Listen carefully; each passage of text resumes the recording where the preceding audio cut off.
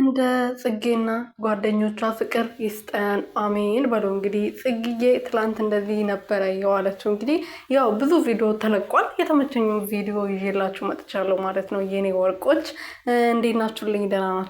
ሁሉ ሰላም ነው? እኔ ያለው ፈጣሪ የተመሰገነ ይሁን። በያላችሁበት ሰላማችሁ ብዙ ትርፍርፍ ይበልልኝ። እኔ ውድና ወርቅ እንቁ የሆናችሁ ቤተሰቦቼ እንግዲህ ሩቲ ብቻ ነው አፌ ውስጥ ያለው፣ ግን ለምንድን ነው በማርያም ጽጌዬ ከጓደኞቿ ጋር እንግዲህ በዓሉ እንደዚህ በደመቀና በመልኩ አሳልፋለች ማለት ነው።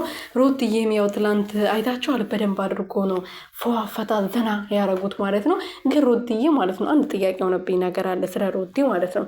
ለምንድን ነው አበሻ ቀሚስ ያላሰራችው? ለምን ጥያቄ ማለት ነው። አበሻ ቀሚስ እንግዲህ ዳኒና ሩትዬ ለበሱት ከትላንት ወዲያ ለዮን አዲስ አበባ ስትመጣ የነበረውን አበሻ ቀሚስ ነው የለበሰችው።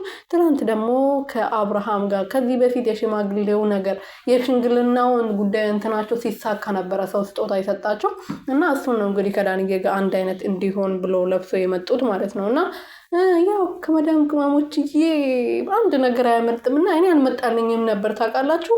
እንደውም ይሄ ቀሚስ እኮ ከዚህ በፊት ተለብሶ ነበር ምናምን ሲባል ምንም አልመሰለኝም ነበር እና ዛሬ ገብቼ ቼክ ሳደርገው እውነት ነው፣ አንድ አይነት ነው። ራሱ አንድ አይነት ሳይሆን ራሱ አንድ አይነት እንዲሆን ብሎ የአብርሃምን ዳኒ ለበሰው። ለማንኛውም የኔ ውዶች ትላንት በጣም ደስ ብሎኝ ነበረ እና ዛሬ ደግሞ ጽጌዬ እንግዲህ ያው ትላንት ብዙ ቪዲዮ ተለቋል፣ በጣም ብዙ ማለት ነው። በቃ ቲክቶኩ ዩቱቡ ተጨናንቆ ነበረ እና ይሄ አበሻ ቀሚስ ደግሞ በጣም ነው የሚያምረው።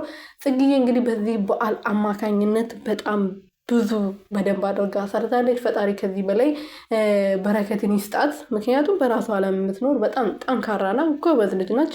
ከዳንዬ ጋር ደግሞ ያው ከልጅነታቸው ጀምሮ አብሮ ነው ያደጉት። ዛሬም አብሮ ናቸው። ለስራ ብቻ ነው የተለያዩት እንጂ ያብ ስራዬ ደግሞ ዛሬ ለሩትዬ መልእክት አስተላልፏል።